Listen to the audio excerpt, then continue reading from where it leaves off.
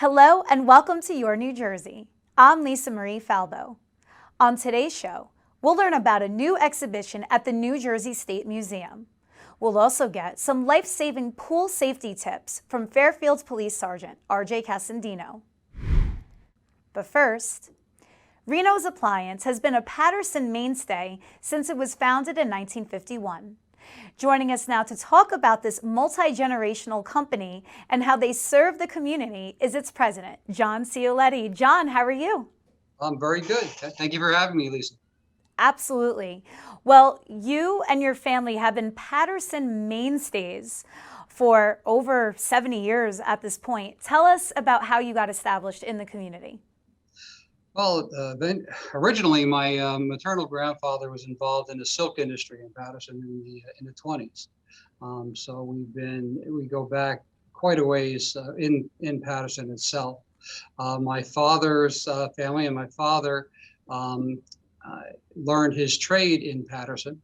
He went to trade school in Paterson right after the war, and my mother graduated from Paterson from East Side High School and Central High School, and have been around the area forever. My father, when he started the business, he saw the opportunity after the war for the growing appliance, or actually electronic industry. Reno's TV and radio repair. That's where what he did. And over the years, we've grown up here. My brothers either went to school in Paterson. I went to high school in Paterson. I've been involved with a lot of the social organizations for years. And it was always my father's dream to have a store in Paterson specifically. Our original store was in East Paterson, which was right across the river. And I was happy to be able to fulfill his dreams, even though it might be posthumously, but we were able to open a store in Paterson, again, being a dream of his.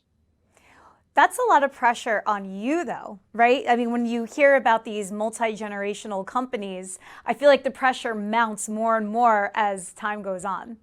Well, they always say, that the second or third generation, it does become a problem. Usually the third generation when it crashes and burns. But with my brothers and my brothers are my partners, and between us, we run a pretty good ship.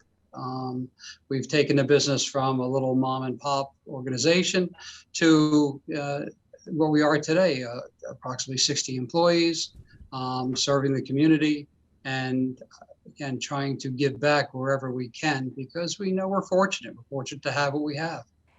Not only has the nature of the appliance industry changed from those 1950s days where I guess the television was first coming out, right, in a mainstream way, but also Paterson has changed so much. So reflect on those changes that Reno's has weathered through. We've seen when Paterson was at one point very safe, and then there's another point as you got on where it wasn't as safe, and now it's making the transition back. When my father started in '51, it was a different world, a different ball game. You had a lot of the big stores, big department stores were located in downtown Paterson.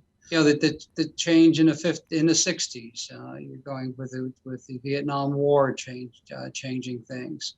With after that, the high inflation that we experienced in those days too. So we saw all those things taking effect. I was actually also involved in the early '80s. Late '70s, early '80s, in a restaurant in downtown Paterson, which is right at another resurgence of Paterson when they started renovating all the mills and started doing residential things down there. And so we were a huge part of that revitalization, or that renaissance, so to speak. We were fortunate at that time to get the Faith in Paterson Award, because we did put a high-class New York-style restaurant across from the county jail. So it was we did our best. It lasted, I'd say, about 10 years, the area. And then we saw another downturn in what was going on in town, whether it was whatever the cause. What is the state of Patterson today as you see And it? today, with the redevelopment, with the new administration that's in there, he's doing wonders. The different areas, and with the whole South Patterson, with the Arabic community coming in, and they've done a phenomenal job in the South Patterson area. You go down Crooks Avenue over there, you don't recognize it anymore. And the more this is being done, the more people that are comfortable moving in, the better you're going to see more and more businesses come back, and everybody feeling comfortable with the area. It looks like with any major city, Newark or Patterson, where all you ever hear in the news is, oh, somebody was murdered or somebody did this or somebody did that. They don't focus on the positives that are going on, and there's so many more positives than those few, albeit tragic things happening, that they can focus on. And I'm hoping my own little part is to help them, focus more on that positive rather than all the negatives that, or the negative connotations that Patterson has received over the years. It doesn't deserve it anymore. Maybe at one point it possibly did. It doesn't deserve it anymore. It doesn't at all. No, it doesn't. And that's what we do here, right? On Your New Jersey, bring those good news stories to life. Yeah. Talk about how you are playing your part, though. You mentioned back in the 80s, you and your family invested in a restaurant that helped revitalize the Mills area. What are you doing today? Well, and today, by just having having our store, it's our only store in, we used to have 3 locations. We have 1 location now. We consolidated everything in Patterson. We're able to take advantage of the Urban Enterprise Zone sales tax advantage in Patterson, which is half the prevailing New Jersey sales tax rate for anything sold here and delivered in the state of New Jersey. So by putting our operation here, we're bringing people into town. Our clientele base isn't really local. Our clientele is coming from Bergen County, Morris County, Essex County. They're coming from all over to shop here because of what we do. In other areas, my involvement with the Greater Patterson Chamber of Commerce, with a lot of local chambers of commerce, again, help to hope to get people to look towards the chambers in order to do business with the people that support the chambers. So as with any organization, we try to get that, do that. With St. Joseph Hospital, I'm a trustee on their foundation board. I'm now the member at large for the executive committee, and I try to do as much as I can to support their mission. Their mission in Patterson. They're the largest provider of charity care in the area, in most of the country, and it's something that really needs to be done. You can't sit back and just hope that somebody else is going to do it. You have to do it. And I try to do it. And that you do. I want to circle back to the first part of your previous answer about the urban enterprise zone and how that's helped you establish your mega store in Patterson. Are a lot of industries coming into the area now because of this? If anybody has half a brain, yes, they are. But the thing is, there are restrictions to it because you have to sell from that location and in person. It's an in-person thing, and then deliver it into the state of New Jersey. If somebody came from New York to buy something, they wouldn't pay half the tax because we have to charge the tax wherever it's being delivered. But it's to help entice people to shop in urban areas, to help build them up. It was started probably close to 30 years ago. It is a safe, viable place to shop. Don't be afraid to come to Patterson. And that is really the goal of it. When my father's family immigrated from Italy, they settled in Patterson. My father grew up on 21st Ave, so he'll be thrilled to hear all of this great news coming out of his city. Thank you very much. Thank you for having me on. I'm really honored. Thank you. Where can people find out more about Reno's Appliance? Well, you can find us over here at 235 McLean Boulevard in Patterson, which is Route 20 North. on the web. Our website is renosappliance.com, or give us a call, 973-247-1860. Thank you, John. I'm sure I'll be seeing you again at one of these charity events that we always seem to be at together. Thank you. Thank you very much, Lisa. The New Jersey State Museum recently unveiled their 2022 New Jersey Arts Annual Exhibition, with its theme being Re-Emergence. Joining us now to talk about this exciting showcase of Garden State creative talent is the museum's Assistant Curator of Fine Art, Sarah Vogelman. Sarah, welcome to the show. Hi, Lisa. Tell us all about this new exciting exhibition. Yeah, thank you so much for having me. So this is the New Jersey Arts Annual Exhibition. It happens every year. There was a hiatus in 2020 and then returned in 2021 at the Newark Art Museum. And this year it returns to the New Jersey State Museum. And we're so happy to have our 95 artists and 127 works in the show. From artists all over the state representing every county. I love the theme of reemergence. As you said, you had to cancel 2020 because of everything that's happening. And I feel like we're all experiencing a reemergence, going back into our normal lives and living. Tell us about the theme and what it represents. Absolutely. I think the theme is, I think means a lot of different things to a lot of different people. This moment that we're in now where, the pandemic is ongoing, but we've been living with it and learning to live with it for the last 2+ years. And so there's a little bit of everyone has a different viewpoint to come at it from. So there are artists who have, maybe had taken a break from art for a long time and were working, and during the pandemic maybe had to stop and, to provide childcare, and while at home started their art practice again. There are also artists who, went somewhat, on their practice was somewhat uninterrupted throughout the pandemic. There are others who had to give up going to their studios because it wasn't safe or they weren't able to make it there. And they started working from home, and their practices went in completely different directions. From what they had been doing previously, either because they weren't able to access the same materials, or the themes that they were interested in had completely shifted. So in terms of themes in the show, we have, works that are really focused on, interior scenes, domestic scenes, still lifes, portraits of people, maybe within the artist's bubble or outside, people that they miss. And these are well-worn subjects that, take on new relevance and urgency over the last couple of years. There are also people who are looking to their immediate surroundings and in terms of landscapes as well, both urban and sort of natural landscapes. And then we have a lot of artists who are kind of looking within into like a, sort of interior world. Do you have a favorite piece? I know it's hard to pick favorites and you don't want to seem like you're biased towards one or another, but I'm sure there has to be some that stood out to you personally.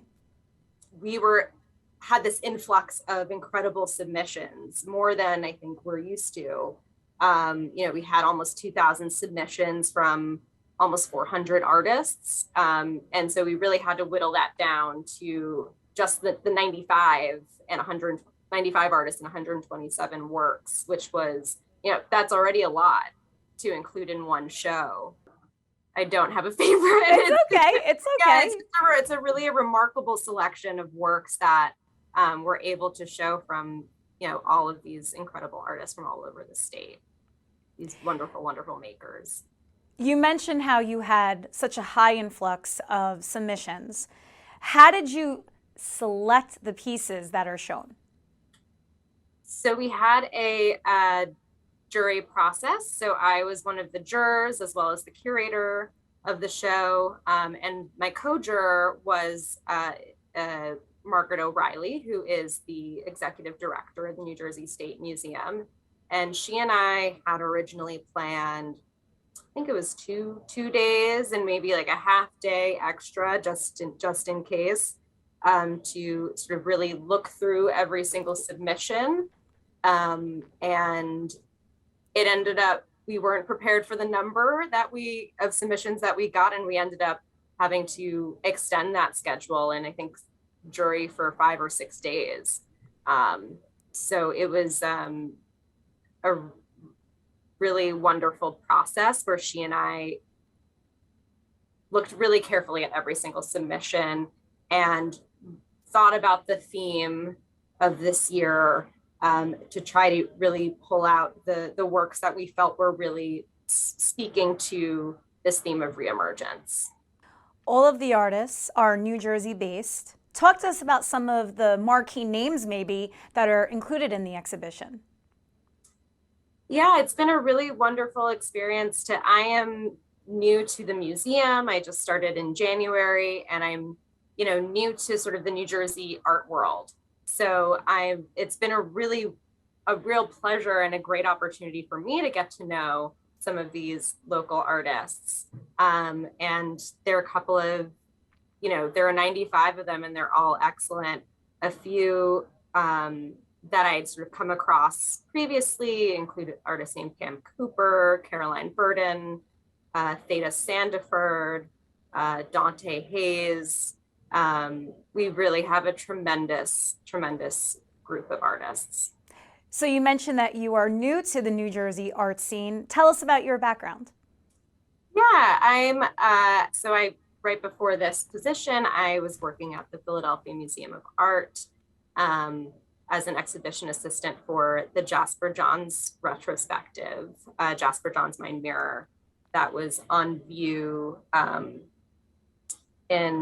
from September 2021 through February 2022. So came hot off of that over here to the New Jersey State Museum, and I'm so happy to be here. Sarah, I think the State Museum has so much that I want to see. We definitely need to take a road trip to Trenton. Where can people find out more about you and the Reemergence exhibition? Please come visit us in Trenton. You can find out more at the State Museum's website at state.nj.us/state/museum, or on our social media accounts at NJ_State Museum. Perfect. Sarah, thank you so much. Thank you, Lisa. We all love enjoying the pool during these warm Garden State months. However, a nice leisurely day can turn horrifying very quickly if you do not have the proper safety measures in place. Joining us now with some pool safety tips is Fairfield Police Sergeant RJ Casandino. RJ, welcome to the show. Hi, Lisa. How are you? Thank you for having me. So what does the Fairfield Police Department suggest in keeping your pool area safe? So for residential pools, we tell everybody the first and foremost thing is never ever leave your children unattended near the water. That's the most basic and easy thing that they can do. The second thing, know your child's ability in the swimming pool. If you know your child cannot swim, clearly you're going to have to pay closer attention to that. Two things that kind of go overlooked are the pool drains and the suctions in the pool. Those are two big things, especially for younger kids, but even for kids that are a little bit older, they can get their hair or their bathing suit stuck and won't be able to come up. So there have been across the country some drownings that way, which people don't really think about that. So the drain covers on your pools should be the correct covers. And also lastly, if you do have a pool in your yard, somebody in your house should be trained in CPR. God forbid it ever did get to that. That's another very good thing, and just in general, but specifically if you have a swimming pool. Does the Fairfield Police Department offer CPR training? Yes, a few times a year we do offer CPR training to the public at our recreation center. We put the link to that on our webpage, fairfieldpolicenj.org, when we do offer it, and we do put out that we offer it those few times a year. So yes, we do. So I have a 16-month-old. We have a pool, and earlier this year we installed a gate around the pool, a safety gate. What are your thoughts on those? Yeah, so the pool fences and the safety gates, and whenever you have you should always go by your local building code, but when you do have a pool in your backyard, the fence does have to be specific. If you do not have a fence around your yard, then you need a fence around the pool, and it does have to have the specific safety gate for getting in and out of that. So that obviously is also recommended for sure. So with it being summer, we're going to a lot of barbecues and backyard parties. I have to tell you, RJ, it has been so stressful.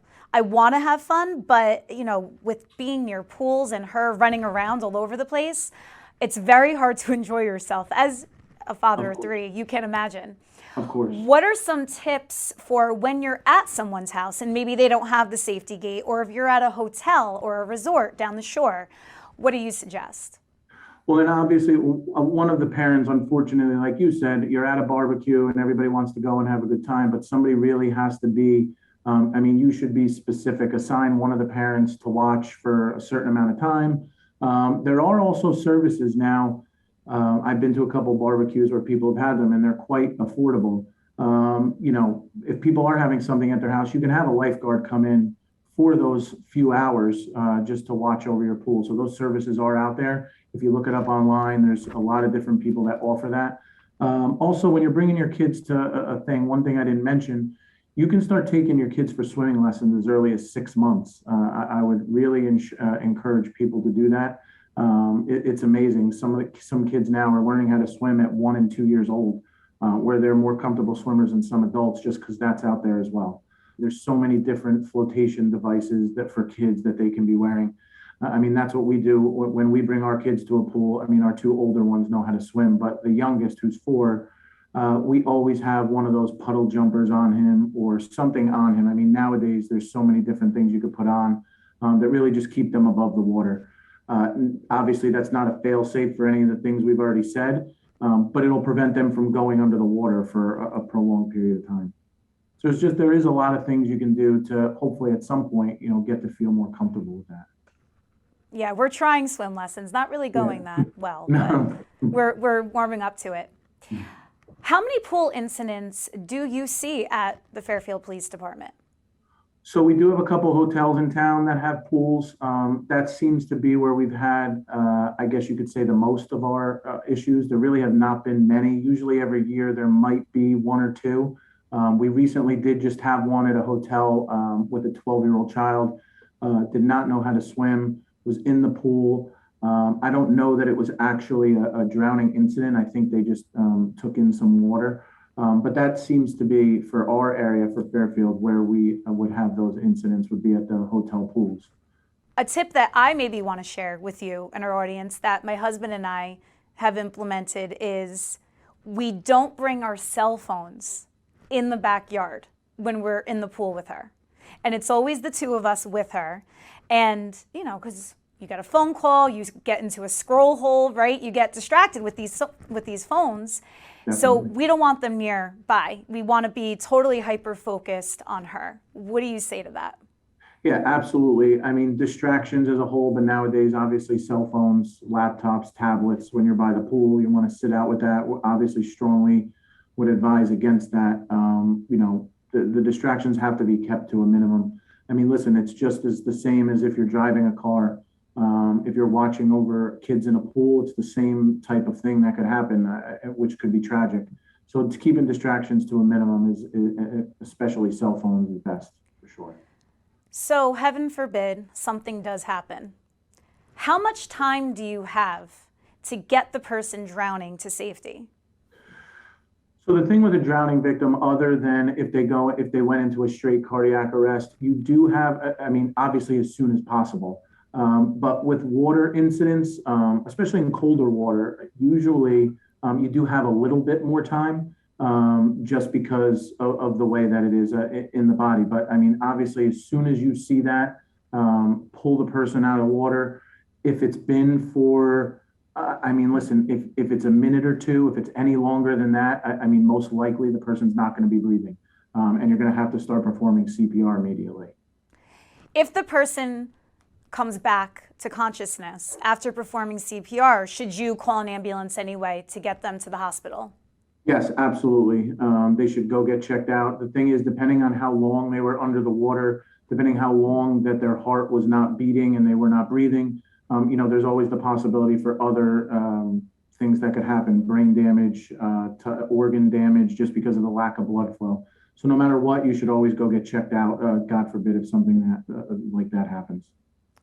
Well, where can people find out more about Fairfield Police and your CPR classes?